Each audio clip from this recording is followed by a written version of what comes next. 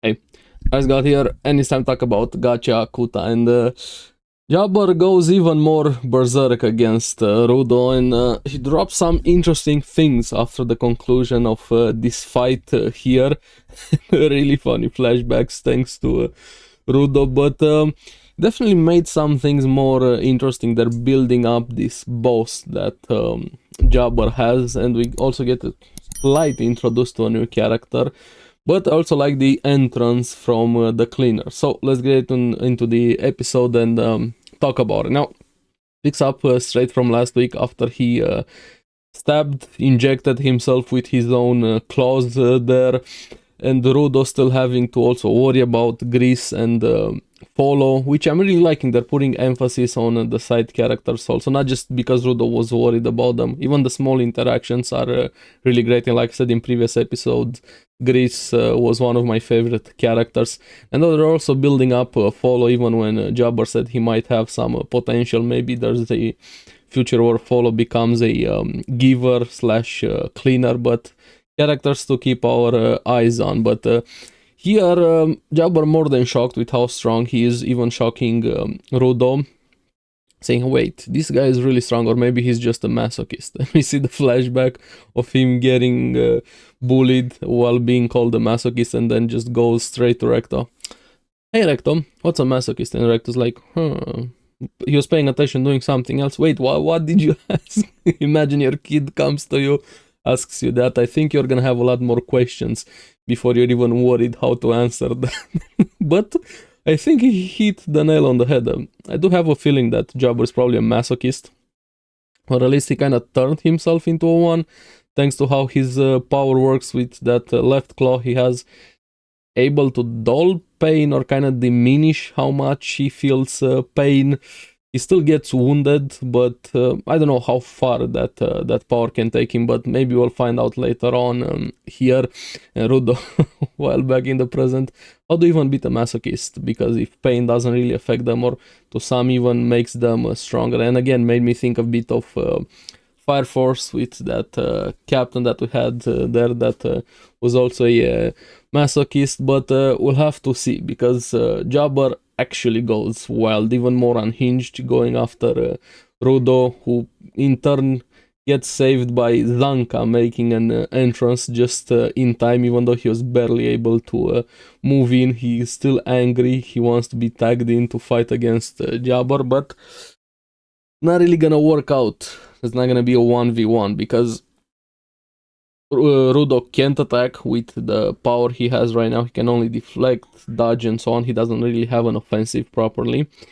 But on the other hand, Zanka can attack, but doesn't really have any movement or defenses of his own or closing the gap. So they kind of combine a bit together in a funny way. He just wants to hit Rudo, because before making his entrance, he actually studied a bit the fight and figured out how Rudo's weapon goes, and he wants to hit Rudo.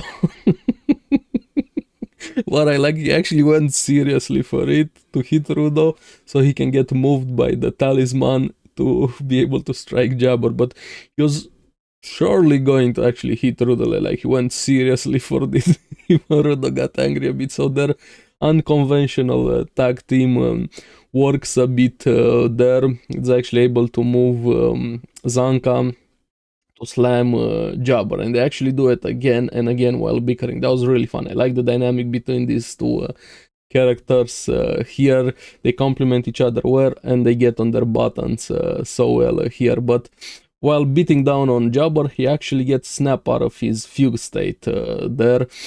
But they don't really win, even though they snapped him out of it. Rudo's talisman even breaks down his power, and that's very interesting here, because you see how much it affects Rudo. We know he has this empathetic, like deep level care about objects and so on. Even saw it in the flashbacks before, like it's even more than normal about caring. He probably cares about some objects more than people, and like I said, I like this aspect in characters when they care so much about something that it affects them on a deep down level here. But even more considering even New has a connection to that object and to Grease and connecting with Greece. Also, see how guilty he felt over that there. But also curious about how his power works. Even Zanka was thinking about it. Are the objects he uses with his power are on borrowed time, or is it something else? Now, I don't know fully what it is. It might be interesting maybe from a balance point of view, so he's not so broken with how his power is. There has to be a downside, so maybe having a sacrifice, say when you use your power, you can get the power up from that object, but is temporary. Or maybe depending on his mental state, on how it works, it affects him. There, I don't fully know how exactly it works, but it's an interesting thing they introduced with Rudo's power here. And seeing him how guilty he felt there, I felt like he actually feeling so guilty that he's sick to his stomach, falls down.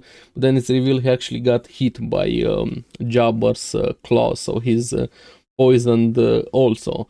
Then Jabber sort of heals himself. I thought he was able to heal himself, but no, he just uses his left hand to dull the pain that he was feeling. He actually confesses that to Zanka, and even reapplies poison to him to make sure he's not gonna be able to move.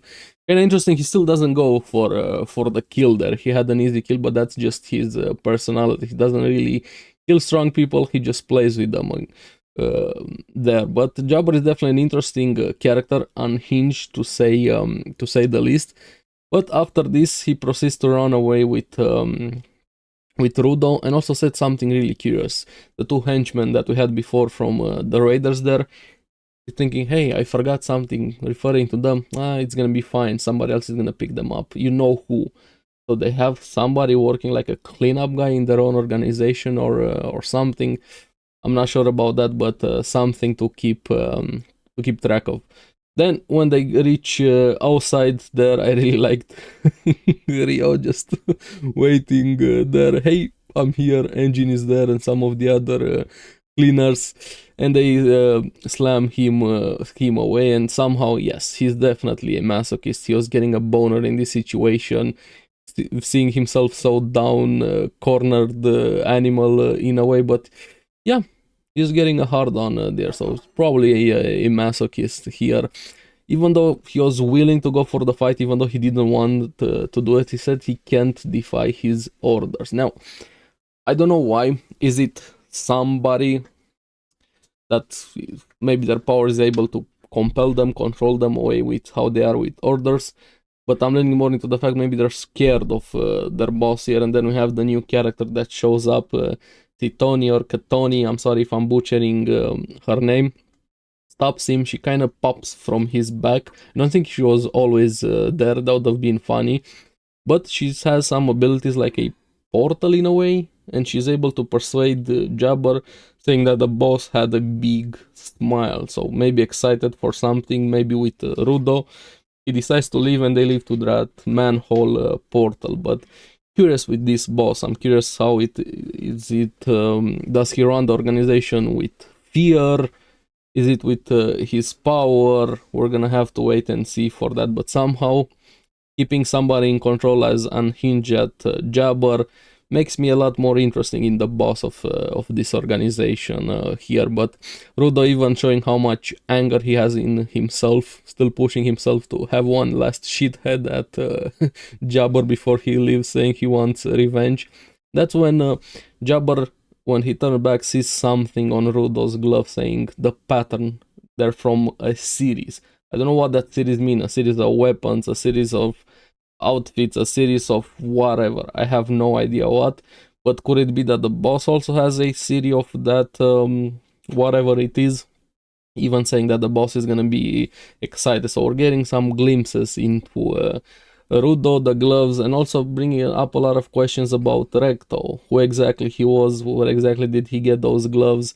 Because Recto is a very suspicious character here. He seems like a nice guy, but I have a feeling he kind of has a dark past in a way, so something to keep track of also. That's why I really liked this episode here. And then it's a bit of the aftermath with Rudo apologizing to Greece over the talisman, but I really like Greece. Greece is probably one of my favorite characters in the series, saying I really cared about that object, but if it was able to help you, that's great there. So even congratulating and complimenting Rudo for how well he did. So yeah, Grease, great character. So he's probably gonna be fine. He's wounded, probably in critical state, but I don't think he's going to die here. So this episode definitely set up a lot of things, showing how unhinged Jabber is, but also a lot of questions about the boss, and especially with Rudo and Recto. So I had fun with it, but also brought more questions. And like I said, even last few episodes,